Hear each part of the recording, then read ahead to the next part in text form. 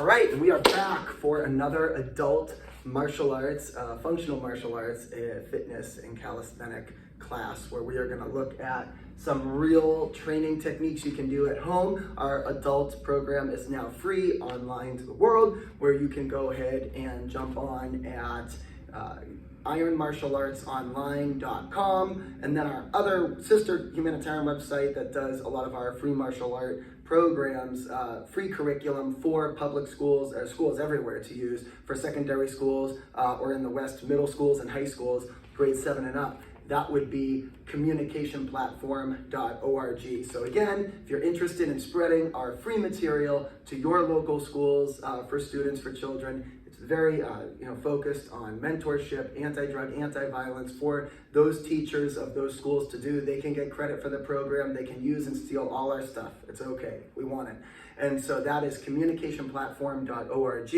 And then our own stuff, if you're interested in some of our own online programs as a student yourself, adults can check out www.ironmartialartsonline.com. So without further ado, the dowel rod, we've done this before, but we're gonna just focus on some variations today. And we're gonna go ahead, if you don't have this, you can just take a small dumbbell, weight, or even a medicine ball. It is not the same, but it's one of those things, not the same, better than nothing. Definitely way better than nothing. You also, so one of the oldest training techniques, the nail and the wood, and we do a lot with this. You do not need to go ahead and hammer a nail into a piece of wood. You can, but you can also just during like the workday or whatever, take a simple water bottle that has like the cap on it, and you can go ahead and practice just like that as a substitute. Not quite the same, but again, much better than nothing. All right, so let's go ahead and we will start with dowel rod. So if you're just using this with a weight, I would recommend a 5-pound dumbbell weight. You can also use like one of those little handheld, like those medicine balls that are smaller, not the big, huge ones. I would say like 5 or 6 or 7 or 8 pounds would be good to start. And so you're gonna just hold like your horse stance, and we're gonna go ahead and you would work the ball each way, turning it like this. And that would be another way you could do it is just like this with wrist turns simultaneously, but I would suggest starting like this, and you're just turning the ball each way in the hand like that. That is the substitute to this. But if you can just get a simple piece of wood and just wrap a string around it with a weight, even seen people, when we train, we have friends in other countries, they get creative. They just tie it around like a rock, and like a good sized rock. That does it. Like that's a piece of weight with a string and a handle, so that's fine. So let's go ahead, and we're gonna go ahead and start. Actually, we'll start in the down position. All right, and so the idea, we'll start with regular, simple style first. All right, so just hand grip normal. All right, we'll go back and forth. Good. So the goal, right, is to try to stay not hunched over and not collapsing in. It's very easy to want to collapse and do this. It's normal, right? But you want to try to hold out, and you want to try to not just do this, but extend. So watch the difference close, right? So this, which is okay, and then this, which is better. My arms were already straight. It's these little, what I call the turtle neck muscles, right? Right here in the neck. All right. All right.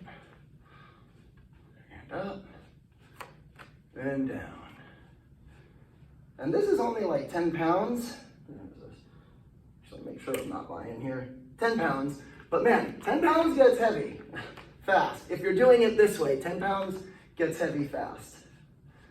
All right. So from here, try to maintain your stance. We're gonna go ahead and now go fingertip method. So fingertips on the sides. And this is obviously a very different variation, right? So now we're like this, all right? Oh, way harder.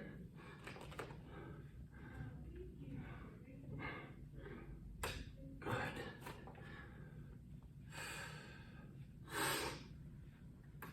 And you can do these in sets. Try not to cheat. All right.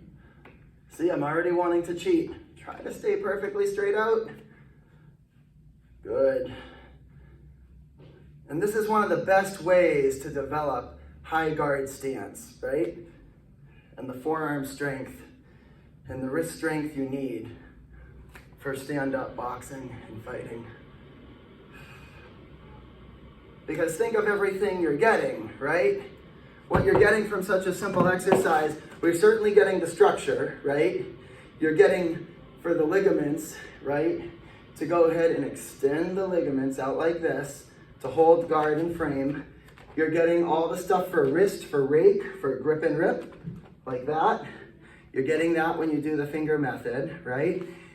And you're also just building tempering forearm strength because you need to have tempered forearms because at the end of the day, I know people say, yes, when we practice our sparring and boxing, being able to have a tough jaw, a tough chin, that's one thing. But what's much more realistic, because remember, there's no gloves in real life. What's much more realistic is to go ahead and build up tough ironed forearms. That you can do and that you can bank on, right? So there is that. Now, you can take your water bottle, okay, whatever you have. I'm going to use the actual old school method, just nail in wood, or a screwed into wood, whatever. And same thing, you can always just get used to trying to hold like a modified horse stance, that's fine.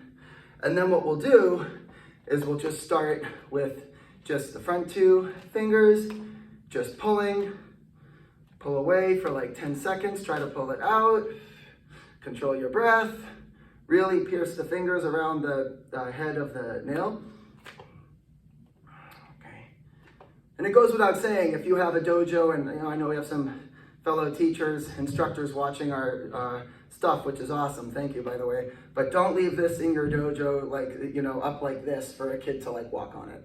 Sure you wouldn't, but sure if enough people use this, it's going to be left out somewhere. Somebody's going to need a tetanus shot. All right, pull, pull, pull, pull, pull. Good. Good. All right, then you can go ahead and move to 3 fingers. Same thing. All right, pull.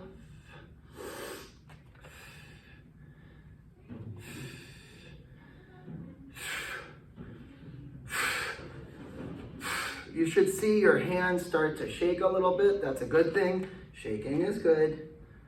All right, and other side.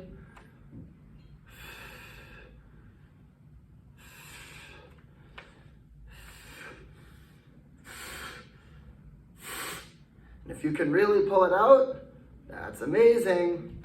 I can't. Well, it also depends on, this is like through most of the wood. This is probably like an inch thick into the wood, so I don't think I'll ever be pulling this out.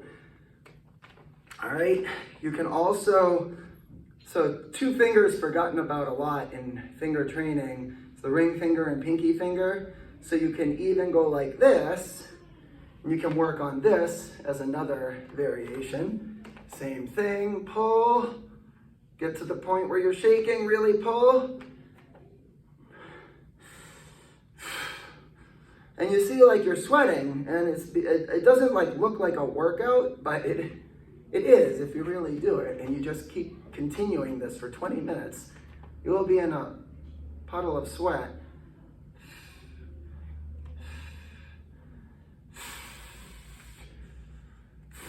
All right. And then the pinky is the hardest, and some people don't have the hand dexterity, and I've had from all training and sparring and stuff, I've had my share of dislocations and broken whatever. So you might not have quite the motor strength or agility for these, but you can try it. So just try it for the pinky and the thumb. Some people can get a real grip on it better than others. I honestly cannot from prior injury, but if you can, same thing. Can do a little bit better here. So I just have a lot more injuries on the left hand.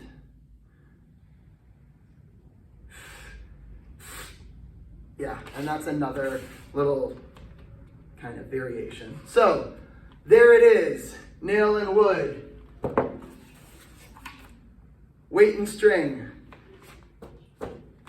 What's new is old. What's old is new. All right? Very good. Have fun with it. We'll see you next time.